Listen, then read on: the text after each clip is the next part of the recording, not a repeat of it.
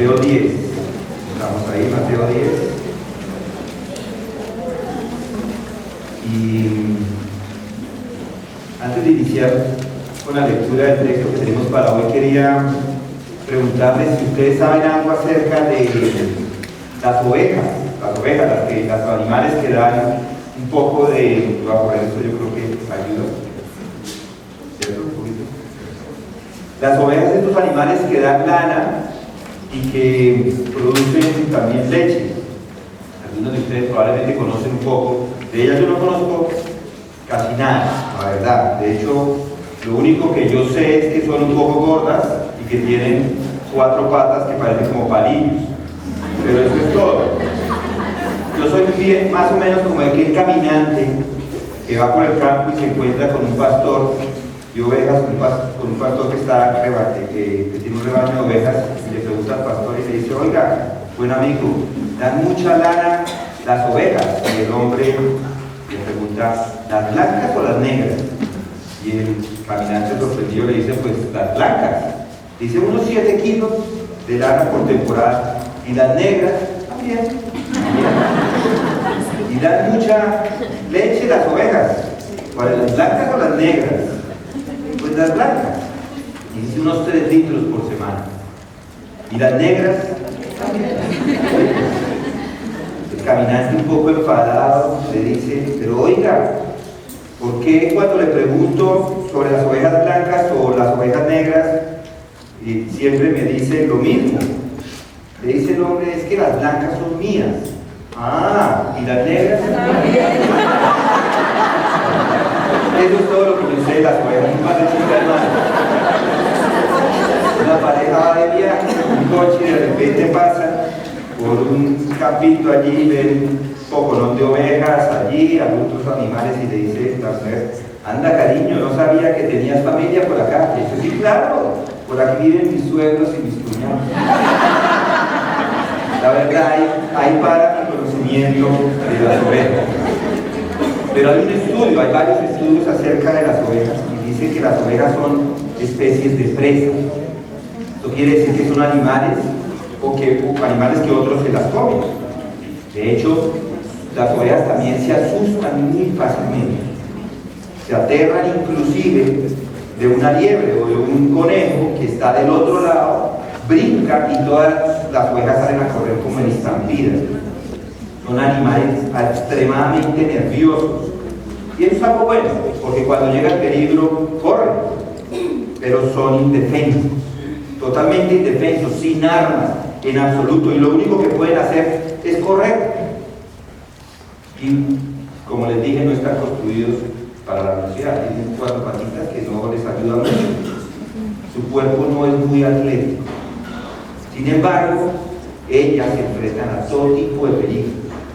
Un hombre, Philip Keller se llama, un pastor, que hizo un estudio del Salmo 23, tiene un libro de 136 páginas excelente, y tiene muy buena información de las ovejas, porque él, además de ser pastor, era pastor de ovejas.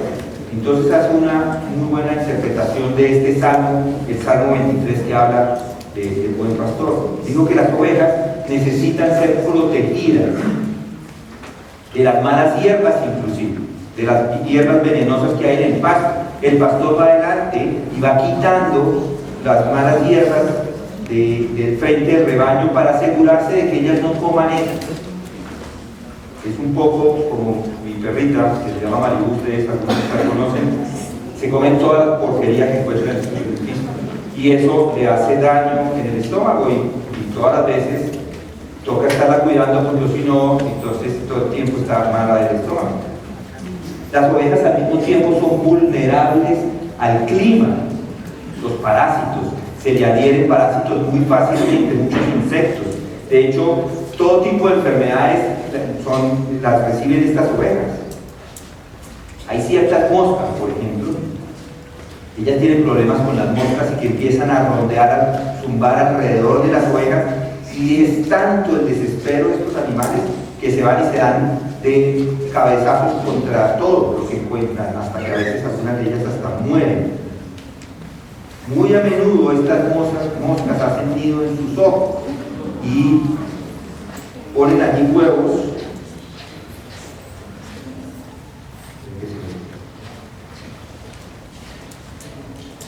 ponen allí los huevos, esto es el sermón de la semana pasada, ponen allí los huevos y pierden la visión, por supuesto. A veces estas ovejas, dice este pastor Keller, salen en estampida y se tiran por los despeñaderos. Inclusive cuando hay estampida, cuando están muy nerviosas, las que están en embarazo pierden el que tienen el bebé o el cordero que tiene por dentro y lo dejan salir. Algunas de ellas inclusive mueren en el camino cuando están siendo perseguidas. El enemigo más severo que tienen estas ovejas pues son los depredadores, y ese depredador es un lobo salvaje, come carne de ovejas.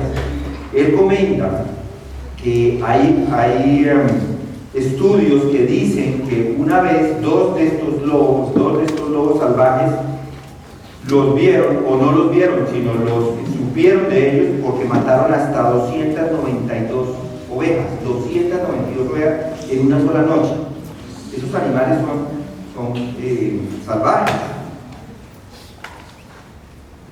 La pérdida de un pastor que tiene estos rebaños por esto es impresionante. Pues económicamente es muchísimo, dice él. Una mañana, dijo él, al amanecer me encontré con 9 de mis ovejas selectas. Todas estaban listas para dar un cordero y estaban muertas en el campo. En varias ocasiones, estas astutas criaturas, hablando de los lobos, entraron a mi rebaño por la noche, se llevaron algunas de estas ovejas, mataron a muchas de ellas, asesinaron a muchas de ellas, se comieron el hígado, dice, encontré muchas de ellas con la sangre drenada, otras fueron desgarradas, pero lo que más es importante es que él dice que él nunca ha visto a un lobo. Él tiene sus ovejas, los lobos son súper astutos, nunca ve al depredador, es súper astuto y es muy hábil. Es decir, si nosotros hubiéramos vivido en Palestina en ese tiempo, por eso les digo, yo no conozco, no sé cuántos de ustedes conocen de ovejas, pero viviendo en Bogotá es difícil que haya ese conocimiento, pero si estuviéramos en Palestina, si nos moviéramos para allá, esto que estoy hablando sería muy común, es lo que la gente conocía todos los días. En este momento se podría entender la severidad de la tarea de un pastor. La tarea de un pastor es bien difícil. El pastor, además, ni siquiera poseía esas ovejas. Las ovejas eran de otro. El pastor solamente trabajaba para el dueño. Y de hecho, si un pastor informaba de la pérdida de una de estas ovejas, de la muerte de una de ellas, él debería demostrar de que esa oveja había sido muerta por un lobo. Entonces tenía que ir a buscar el animal salvaje y casi que sacarle de su boca la prueba de que ese lobo o ese animal se había comido la oveja. Podía en estos casos, por supuesto, perder hasta su propia vida, porque o si no pensaban que el pastor se estaba robando las ovejas.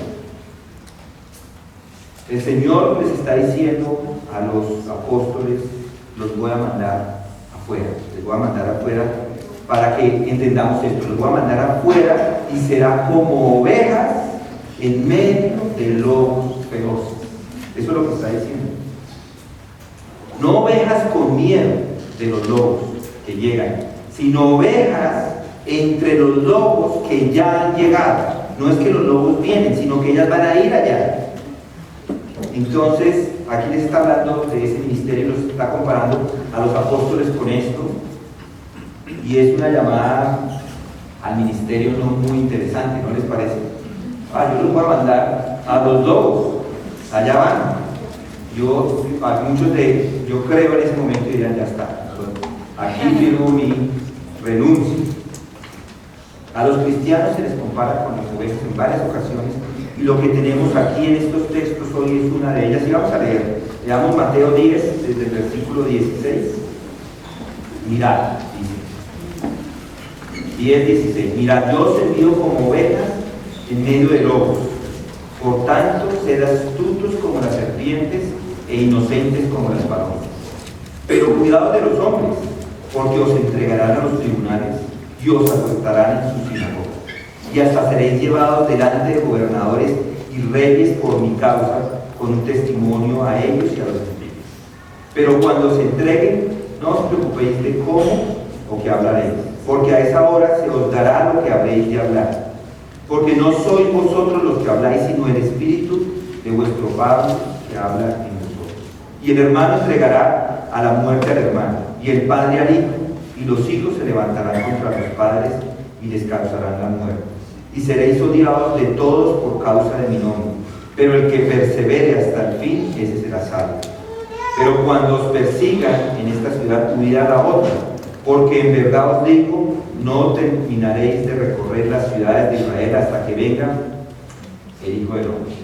Quieren inclinar su rostro y pedimos a Dios que nos guíe en este estudio. Padre, hoy venimos aquí con el entendimiento que tú nos puedes mostrar en esta tu palabra, lo que tú quieres, Padre. Ayúdanos a entenderla, a aceptarla, a aplicarla en nuestra vida. Oro para que cada uno de mis hermanos que está aquí presente esté pendiente a lo que tú tienes para él. Habla por medio de tu siervo, Señor, y cualquier palabra, cualquier frase que no sea lo que tú quieras que se diga aquí, desde aquí, Señor, transfórmala en el camino y que llegue como debe llegar a los oídos de tu rebaño, de tus ovejas. Háblanos, Señor, como el buen pastor en este día, y esto te lo pedimos en el nombre de Jesús. Aquí en estos textos, este texto 16 hasta 23 es un mismo texto, es uno solo, es uno completo, no son diferentes, es una unidad, digámoslo así.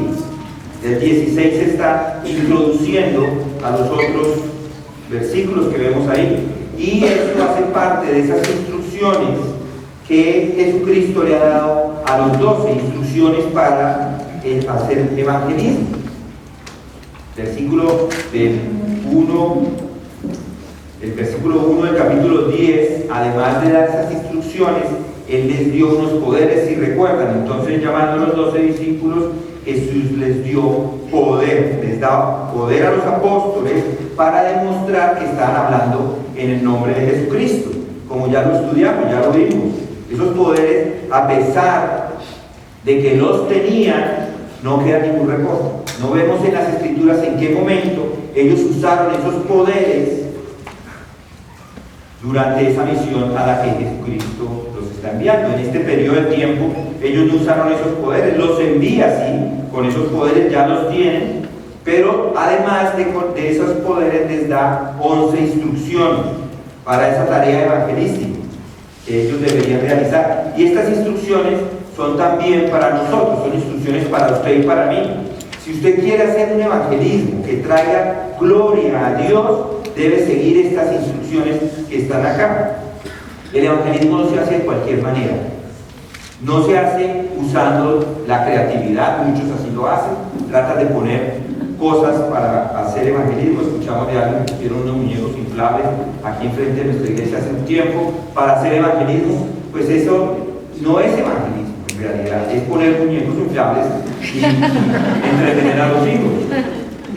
No, con nuestras estrategias no le vamos a ayudar a nadie. Las estrategias del hombre no ayudan a estas instrucciones que nos da Jesucristo para hacer evangelismo. Él está diciendo acá cómo es que se debe hacer el evangelismo. Jesús les dio a los apóstoles estas instrucciones de cómo hacerlo.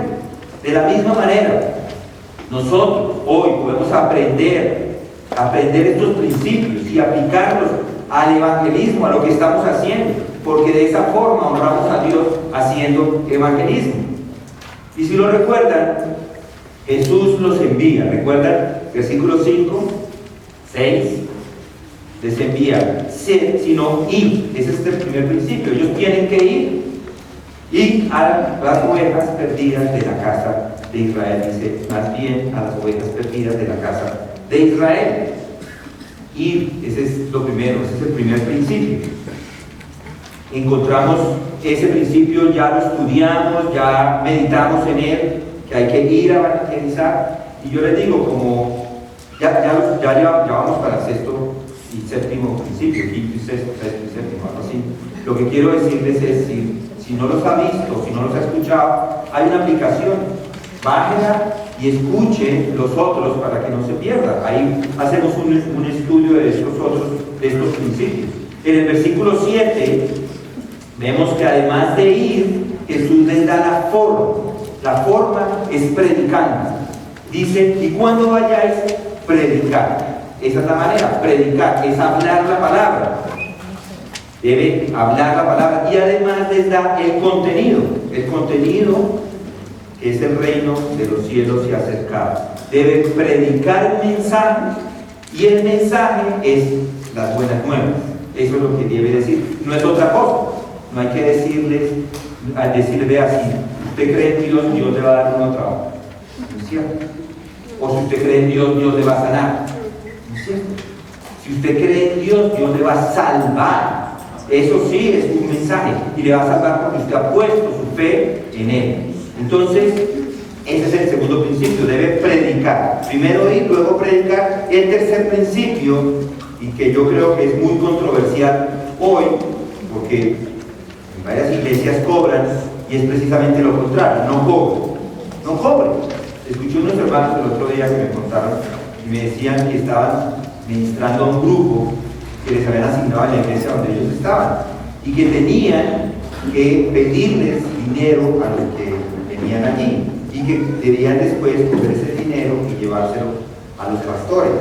Ellos, por vergüenza de no pedirles dinero a estas personas, sacaban dinero de su bolsillo para que cuando llegaran allá no llegaran con las manos vacías. Nosotros ya hablamos, nosotros no cobramos, no se cobra. Y la idea aquí es clara, es clara, no se cobra.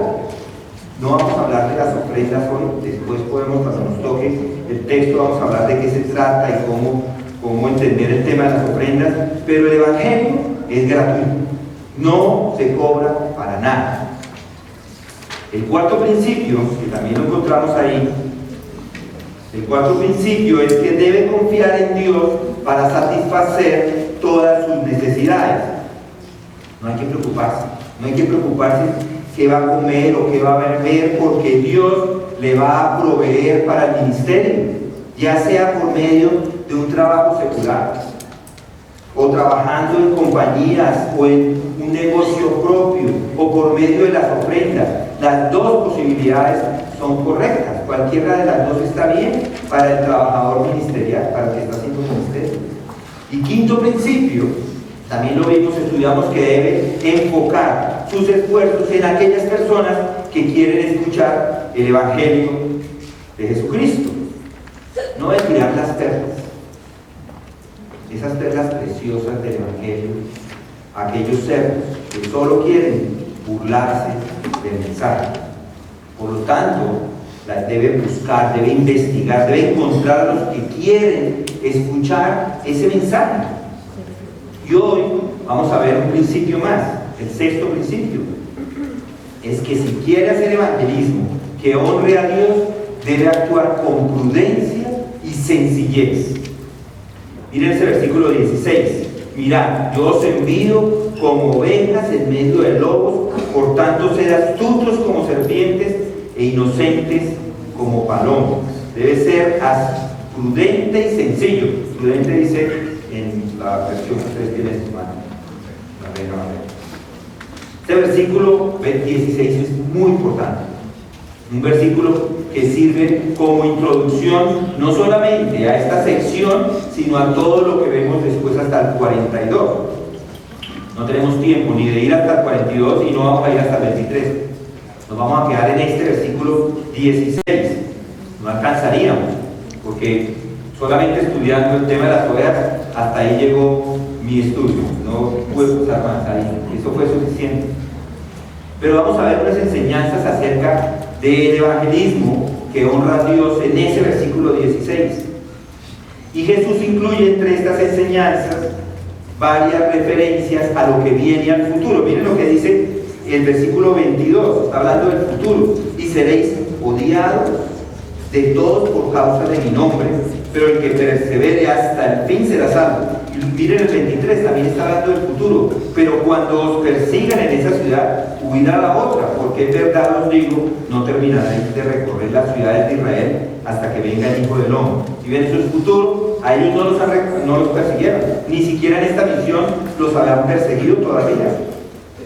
Estos textos que vemos acá son futuro. Y vamos también a observar por los textos que la misión a los que los está enviando, las advertencias que les da, las promesas de esas persecuciones, no se dan durante esta misión. Jesús los está simplemente preparando para lo que viene para el futuro. Jesús los prepara para que ellos sepan con anticipación qué les espera. Jesús les prepara para que ellos sepan que Jesús es poderoso, pero que no va a hacer nada. Jesús es poderoso, pero no va a hacer nada para liberarnos de esas persecuciones. Las persecuciones van a llegar y lo vemos porque en Hechos, desde el 8 en adelante, inclusive después de Pentecostés, encontramos persecuciones hacia ellos. Y después de esas persecuciones, Jesús no hizo nada. De hecho, Él les está desde ahora preparando porque Él quiere que no se devuelvan a mitad de camino. Uy, me están persiguiendo, entonces de regreso. No, Él les está diciendo, los van a perseguir, continúen hasta el final. Y les está diciendo esto para que ellos sepan que ellos van a llegar inclusive hasta la cruz. Van a ser crucificados, por eso les prepara.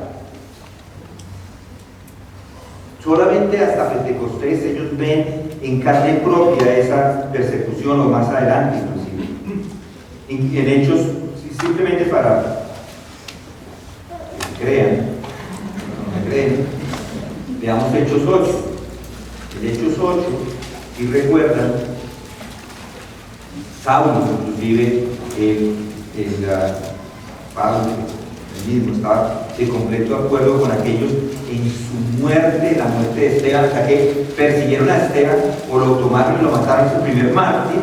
Y dice ahí que en aquel día se desató, en el mismo versículo, una gran persecución en contra de la iglesia en Jerusalén, y todos fueron esparcidos por las regiones de Judea y Samaria, excepto los apóstoles, dice ahí. O sea, todos los discípulos eran perseguidos y después ellos mismos también fueron perseguidos. Jesús quiere que entiendan que van a experimentar hasta la muerte por la causa del Evangelio. Jesús los está instruyendo acerca de aquello que viene para ellos en el futuro. Y es una instrucción que les dice a ellos, con esto les está diciendo, vea, ustedes deben ser prudentes y sencillos para lo que viene. Y este es el principio a seguir. Si quiere honrar a Dios en su evangelismo, debe ser prudente y sencillo. Este es nuestro principio. Noten el verbo en el 16, dice envío. ¿No? Mirad, yo os envío, yo os comisiono. Eso es lo que quiere decir esta palabra. Yo os envío con un propósito, y es un propósito concreto. Yo os comisiono con una tarea, es una comisión. Les está entregando esa tarea a ellos. Así que el Señor para esto usa tres imágenes para enseñarnos este principio. Y la primera de ellas es que los envía como ovejas en medio de lobos. ¿Qué significa esto? Hay otros textos que hablan acerca de los falsos profetas y también usan el mismo tipo de imagen. Miren Mateo 7:15. Mateo 7:15. Regresemos allá. ¿Y recuerdan Mateo 7:15? Cuidado de los falsos profetas que vienen a vosotros con vestidos de ovejas, pero por dentro son lobos rapaces. Está hablando de los falsos profetas. Y ahora vayamos a Hechos. Hechos 20:29. Hechos 20. 20:29 dice: sé que después de mi partida vendrán lobos feroces entre vosotros que no perdonarán el rebaño. Pero si notan algo acá, vienen y vendrán. Vienen y vendrán. Dice, en el 15 dice: cuidado de los falsos profetas que vienen. Y en el 29, sé que después de mi partida vendrán. Pero cuando vamos acá al texto, nos encontramos que no son falsos profetas que están viniendo o que vendrán como van a venir en medio de nosotros. Eso también es cierto. En medio de nuestra iglesia en cualquier momento va a llegar un falso profeta, va a venir, van a entrar. Pero acá en los textos que tenemos para nosotros hoy, ellas son enviadas. Las ovejas son, miren ahí el 10, yo os envío como ovejas. Yo os envío a los lobos. Los lobos ya están en algún lugar y es allá donde son enviadas, a vivir en medio de ellos. Van a ser enviadas a un lugar donde no tienen muchos simpatizantes. En medio de ellos van a vivir y ellos, los lobos, les van a herir y las van a someter. Es un tiempo de prueba. Es un tiempo de prueba para las ovejas. Jesús quiere que ellos vivan eso. Él les envía. ¿Y quién les envía? El Señor de la mies. Es el mismo Señor el que los envía. El que tanto los quiere es el que los está enviando.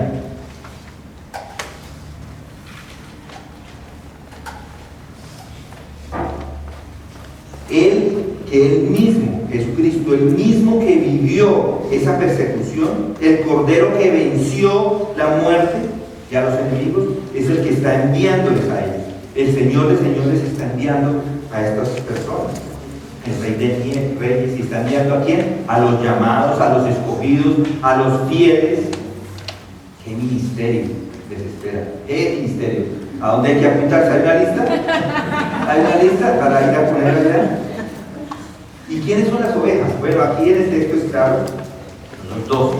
Los 12 son las ovejas. El que envía es el Cristo, los 12 son las ovejas.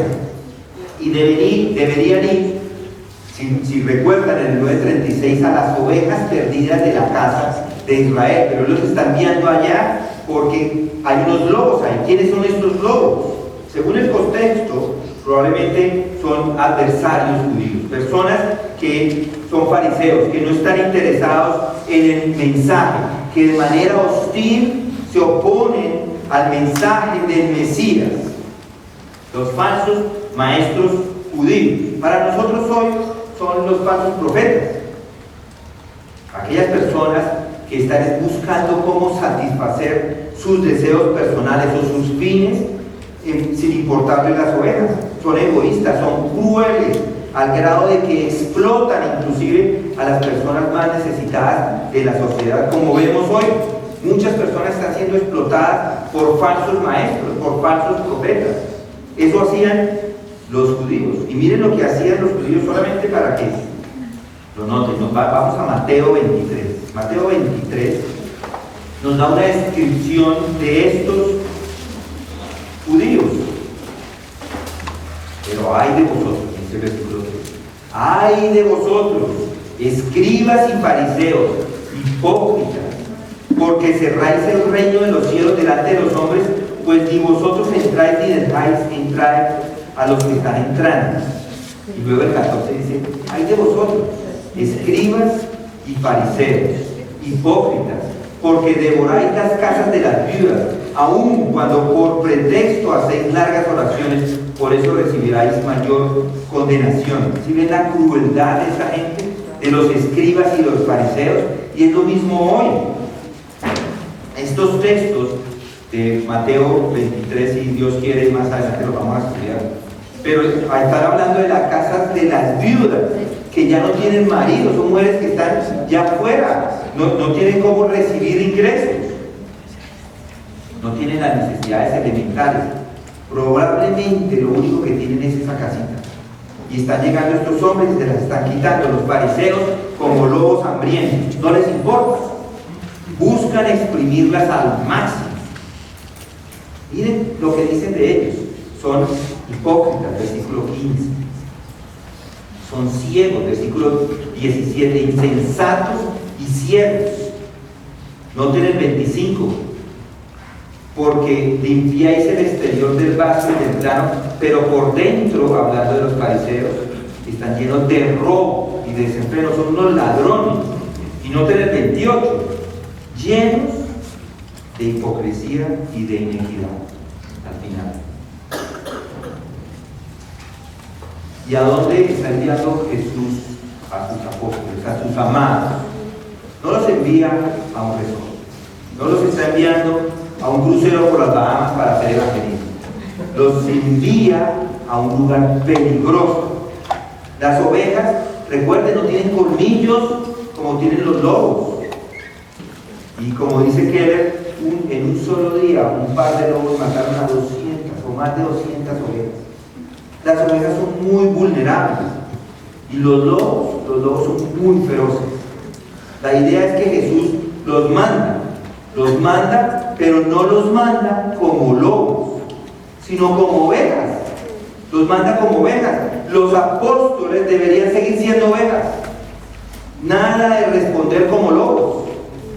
Es siempre un problema cuando las personas que ministran el Evangelio de una forma tan dura que con sus acciones parecen más lobos que ovejas. ¿No les ha pasado? Ustedes que se ponen el Evangelio, a veces contestan de forma agresiva o contestan tratando de ganar las discusiones con los incrédulos.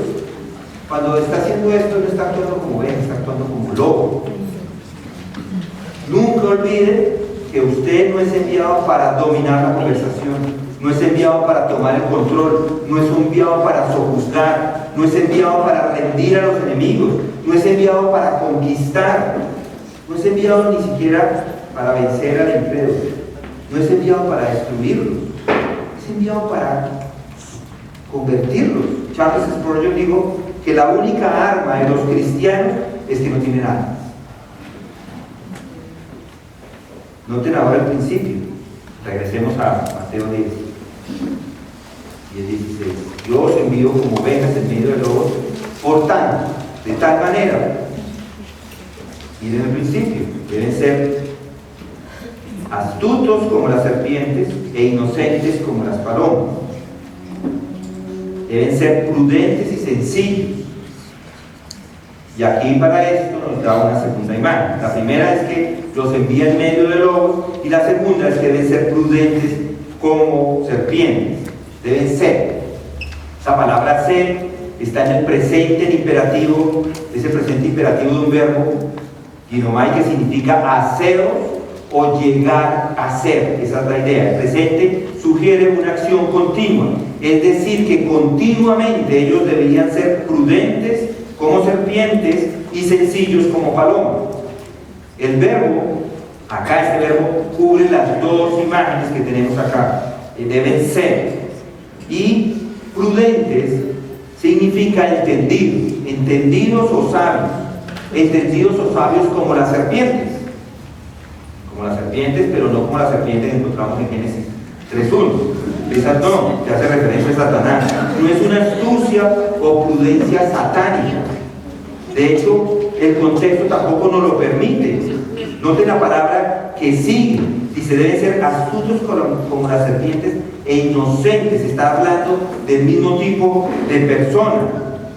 No de una forma, está hablando de una astucia, pero no una astucia malvada, sino una astucia santa.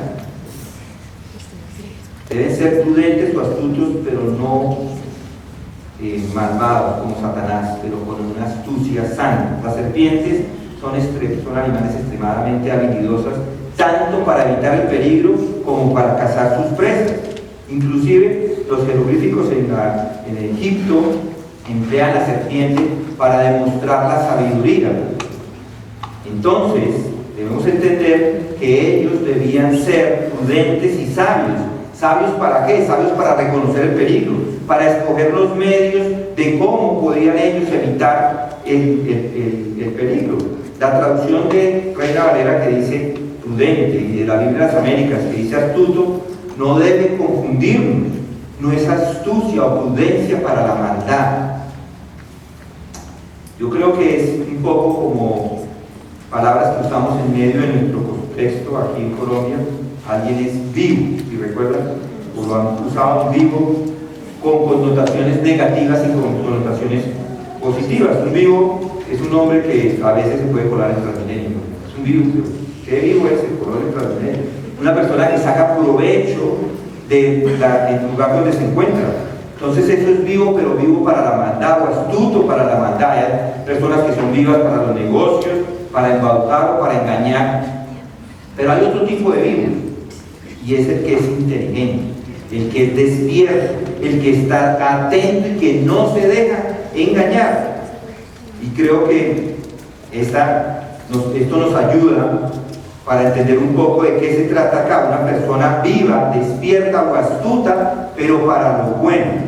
Esa es la idea, eso debe ser. Y Hendrickson, un comentarista bíblico, dice lo siguiente acerca de estos versículos. Dice: la viveza aquí recomendada involucra la comprensión de la naturaleza de los alrededores, la prudencia, el sentido común santificado, la sabiduría para hacer lo correcto en el momento y el lugar correcto y de la manera correcta, y un intento serio de descubrir siempre los mejores medios para alcanzar la meta más alta. La idea es que ellos debían ser prudentes, ser ingenuos, no deberían ser ingenuos, sino inteligentes, prudentes, astutos, con el propósito de lograr la misión evangelística. Y esto es importante, mis hermanos. Este principio implica, escuchen todos, que deben ser analíticos. Tienen que pensar, tienen que analizar cuidadosamente conforme se involucran en las misiones. Debe ser analítico antes de entrar a la misión. Debe usar la inteligencia, debe ser prudente, debe ser astuto de forma santa. Qué importante principio vamos a ver acá, o vemos acá. La fe y la razón van de la mano, no es la imprudencia. Algunas personas toman decisiones imprudentes, piensan, pero después ya actúan. ¿Y ya qué? Ya actuó. La idea es que debe pensar antes de actuar, debe ser prudente. Qué triste es ver muchos cristianos que en vez de pensar hacen las cosas simplemente actuando sin pensar. La idea es que tiene que usar su mente. Dios se la ha dado, y le ha dado esa mente para entender los principios bíblicos y para aplicar la palabra de Dios, para que la use para pensar basándose en esos principios bíblicos que encontramos acá. Usar el sentido común, siempre buscando con esto la gloria de Dios, buscando la santidad, y no solo ser prudentes como serpientes, sino también, como dice ahí, sencillos. Miren lo que dice ahí: sencillos como palomas e inocentes como palomas, dice el niño. Entonces, en primer lugar, deben ser prudentes como serpientes, y en segundo lugar, deben ser sencillos como palomas. ¿Qué es esto de sencillos? La palabra en griego quiere decir que vivieran vidas puras, que no hicieran actos impuros, sino que vivieran vidas puras, maneras de actuar puras. Hace relación a la manera de vivir en todo momento. Si recuerdan, Seth va con todos las dos imágenes, y implica que debe ser algo constante, una forma continua, no es un acto solamente de una vez, es un acto diario, constante. Y sencillos, ese sencillo significa sin mezcla, puro, sincero, sin engaño. Esta misma palabra se usa en Filipenses 2:15, y también se usaba en relación al vino puro y sin contaminación. En Filipenses 2:15, no tienen que ir allá, se los leo, dice: haced todas las cosas sin murmuraciones ni discusiones, para que seáis irreprensibles, y ahí tenemos nuestra palabra, sencillos, hijos de Dios sin tacha, en medio de una generación torcida y perversa, en medio de la cual resplandecéis como luminares en el mundo. La idea es que acá, en estas palabras, lo que está diciendo es que deben ser derechos, sin falsedad, sin engaño, que sean como Natanael. ¿Recuerdan a Natanael? Cuando Jesús vio venir a Natanael y dijo de él: he aquí un verdadero israelita en quien no hay engaño. Que sean así, que sean puros, sin engaño, sin mezcla con el pecado. Y de hecho los rabinos aplicaban el proverbio de ser sabios como serpientes e inocentes como palomas a la situación de Israel en medio de los gentiles. Aquí lo que el Señor les está diciendo a los 12 es que ahora ustedes 12, ustedes van a ir a la misión, van a encontrar judíos que van a rehusar recibir la proclamación del reino, pero como judíos ellos deben recordar que primero son judíos y que van allá en medio de ellos, pero deben recordar que la integridad está primero en medio de la hostilidad que van a encontrar. Ellos deben comportarse siempre sin engaño, no como hipócritas, sino actuando todo el momento con integridad. Hay una frase en inglés que dice: what you see is what you get, que quiere decir: lo que ve es lo que es, o lo que tiene, o lo que obtiene. Eso es, una persona es lo que es, no hay engaño, no hay hipocresía, es eso, no tiene que fingirle a nadie, es lo que es. Esa es la idea. La inocencia debe estar presente, no tiene que pretender ser un fariseo, tiene que ser usted. Esa es la idea, sea usted. La inocencia y la sencillez son virtudes que son no solamente apreciadas por la iglesia, eran apreciadas por los griegos, por los judíos, y por eso usan a la paloma para mostrarnos eso. Dice ahí: inocentes como las palomas. Lo que pasa es que muchas veces los cristianos no son siempre sencillos, son hipócritas. Pero noten lo que les está diciendo acá Jesucristo, que tengan ese equilibrio perfecto de estas dos palabras. Ellos tenían que por un lado ser astutos o prudentes, y por el otro lado deben ser sencillos. Si el Señor hubiera usado solamente la paloma de imagen, entonces podría haber errado de pedirle solamente ser ingenuos. Y si solo hubiera usado la serpiente como ejemplo de astucia sin mencionar la paloma, también hubiera errado, porque quizás se volverían personas engañosas. Pero el mandato aquí se presenta, o que Él nos da y le dio a los apóstoles, perfecto, como nadie pudo haberlo hecho, perfecto en sabiduría. Por un lado tienen que ser prudentes, saber cómo, cuándo, dónde actuar, y por otro lado siempre buscando hacerlo de una forma íntegra y pura. Debe haber una unión acá entre la simplicidad y la sencillez y la prudencia. Recuerde que estas palabras fueron dirigidas por Cristo a sus discípulos cuando los envía por primera vez a publicar, a predicar acerca del reino de Dios. El punto es: ¿por qué usa una paloma? Bueno, porque la paloma siempre ha sido considerada por todas las naciones como un símbolo de inocencia. No sé cuántos de ustedes lo recuerdan, probablemente no todos, pero algunos recuerdan que pintamos las palomas de la paz por todas las partes, por toda la ciudad. Toda la ciudad quedó pintada con palomas de la paz en el gobierno de Versalles, o sea que eso fue hace años. Pero el hecho es que las palomas son animales inofensivos. ¿Qué quiere decir? Que no estén armados, no están armadas con colmillos para atacar, no tienen cachos para herir, no tienen dientes para morder, no tienen un aguijón para herir, no tienen la intención de lesionar a nadie. De esta forma la sencillez es desprevenida y es compañera de la inocencia. La prudencia, por el contrario, supone astucia. Una astucia santificada, como se repite. ¿En dónde no debemos ser astutos como la serpiente? Cuando hay engaño. La serpiente es engañosa y es mentirosa. La serpiente es una criatura venenosa y está llena de veneno. Esa no es una astucia que se espera. La serpiente es orgullosa y no acepta el reproche. debe aceptar los reproches. La serpiente no escucha. La serpiente abraza y luego mete el aguijón. Miente y guarda amor por el pecado. Eso es lo que no debe ser. Esa no es la astucia que se espera. La astucia que se espera de una serpiente es que la serpiente tiene una sutileza en el ojo, una agudeza singular en su vista. No es, ven muy bien, ellas pueden ver muy bien y deben tener ese ojo. Usted debe tener ese ojo de la serpiente, tener una visión rápida de aquellos misterios cristianos que encontramos. Debe entenderlos.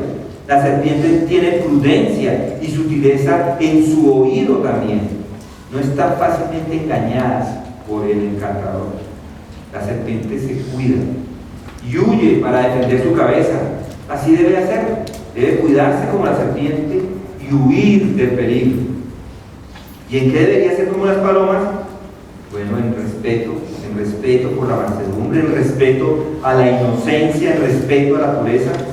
Debe combinar estas dos, la prudencia y la sencillez. Algunos cristianos son sencillos sin tener prudencia y algunos son prudentes sin tener sencillez. Algunos no saben cómo unir los dos, pero usted no puede comprometer la verdad, puede comprometer, si toma uno o el otro, de pronto compromete a su iglesia, compromete el plan de su misión o la familia. No puede estar comprometer la verdad. Al no tener tacto para elegir sus medios de acción y aplicarlos a diferentes personas, puede hacer más daño para el evangelismo que beneficio. A través de esa confianza en su astucia, puede comprometerse y volverse hasta un hipócrita. A veces la bondad del corazón le puede llevar por el mal camino. En otras ocasiones se puede apresurar a hacer lo que debería haber hecho de forma gradual.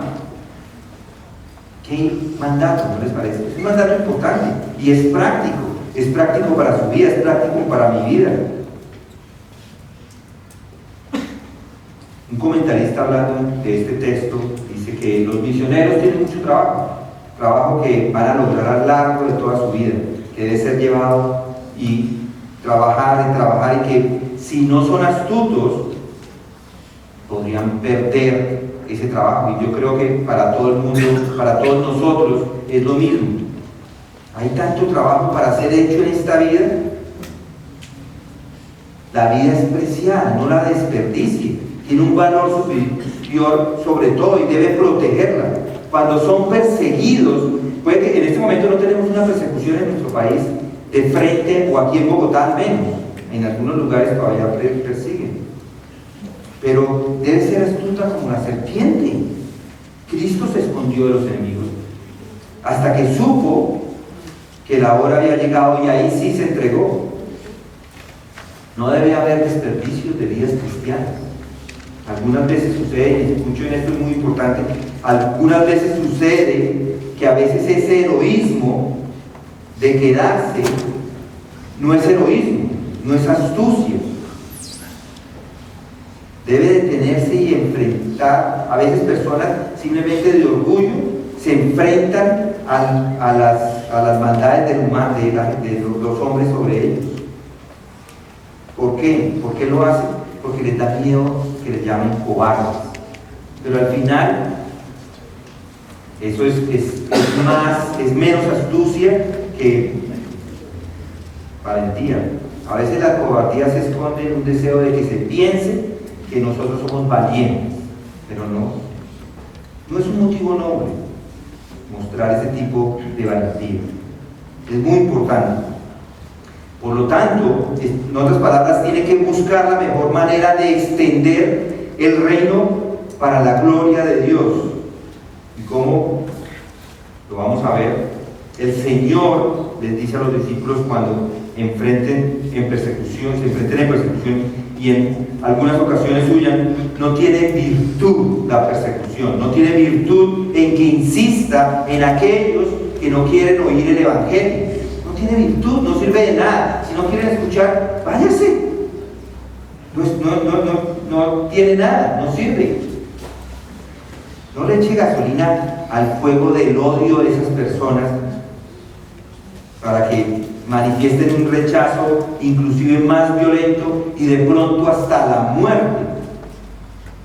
En lugar de esa manera, de exponerse de esa manera que es innecesaria, huyan. Si ve a alguien que constantemente rechaza, persistentemente rechaza el Evangelio, denle, concéntrese en aquellas personas que quieren escuchar el mensaje. Hay muchos que necesitan oír.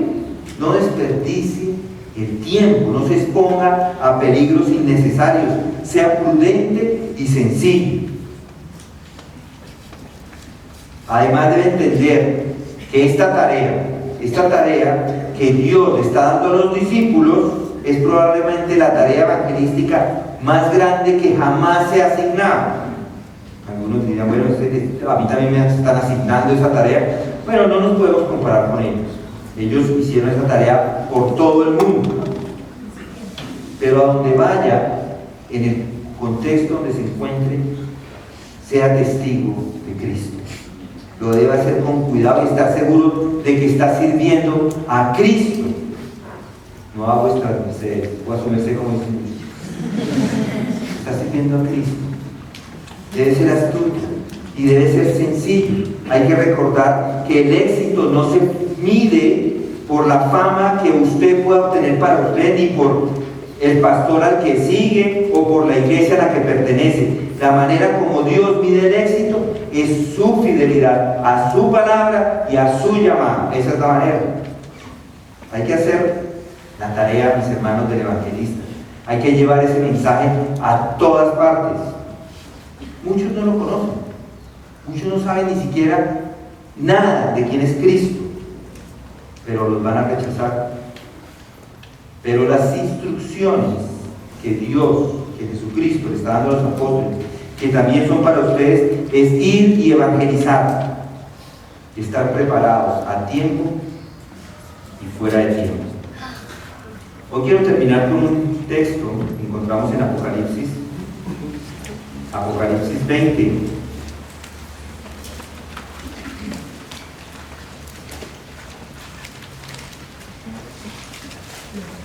En Apocalipsis 20 dice, ya casi, versículo 11. Y vi un gran trono blanco, y al que estaba sentado en él, de cuya presencia huyeron la tierra y el cielo, y no se halló lugar para ellos. Y vi a los muertos grandes y pequeños, de pie delante del trono, y los libros fueron abiertos, y otro libro fue abierto, que es el libro de la vida. Y los muertos fueron juzgados por lo que está escrito en los libros según sus obras. Y el mar entregó los muertos que estaban en él, y la muerte y el Hades entregaron a los muertos que estaban en él, y fueron juzgados cada uno según sus obras. Y la muerte y el Hades fueron arrojados al lago de fuego. Esta es la muerte segunda, el lago de fuego. Y el que no se encontraba escrito en el libro de la vida fue arrojado al lago de fuego. Regresemos a Mateo.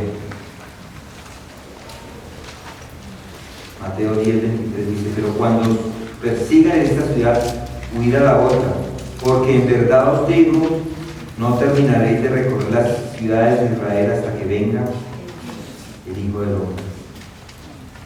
Va a venir por segunda vez, va a venir por su iglesia y habrá un juicio. Ese es el momento de hacer evangelismo, es ahora, porque hay un juicio que les espera a aquellos que no han creído. Es hoy. Hay que presentar el evangelio hoy, porque no sabemos si viene mañana. Si viene mañana, ya está. Se lleva a su iglesia y lo único que les espera es un juicio. No ha venido por segunda vez todavía, pero Él sí nos pide que recordemos la primera vez, y es lo que vamos a hacer ahora con la mesa. Espero que esto nos sirva como recordatorio, no solamente de que hemos creído y que tenemos confianza en aquel que vino, sino que nos ayude a animarnos a presentar el Evangelio de salvación a todos aquellos que no conocen.